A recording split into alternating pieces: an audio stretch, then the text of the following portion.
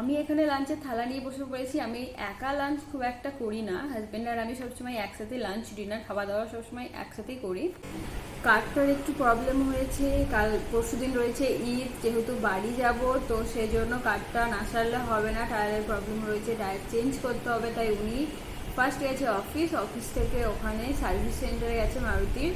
3:30 বাজছে, আর 3টের সময় ওই 2:30 পৌনে 3টের দিকে উনি ফোন করে বললো যে খিদে পাচ্ছে। তো বললাম ঠিক আছে বাইরে খেয়ে নাও, না হলে এমনি গাড়িটা ছাড়তে অনেকটা লেট হবে, যেহেতু অনেক কিছু কাজ রয়েছে।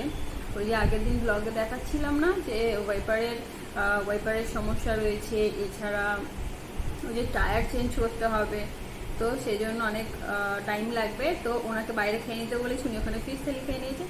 আর আমি আজকে যেহেতু পরশুদিন ঈদ রয়েছে অলরেডি, ভালো মন্দ পথ খাওয়া চলতেই থাকবে, সেই জন্য আজকে নিরামিষ রান্না করেছি। চলো তোমাদের কী কী রান্না করেছি দেখাই। এখানে ফার্স্টে করেছি ভেন্ডি আলুর একটা ফ্রাই, আর এখানে রয়েছে কাঁচকলার বড়া, আর তার সাথে একটু সাথে আচার, আর এর সাথে এখানে রয়েছে ডিম সিদ্ধ। আমের সিজন, এখন আমডালি চলছে।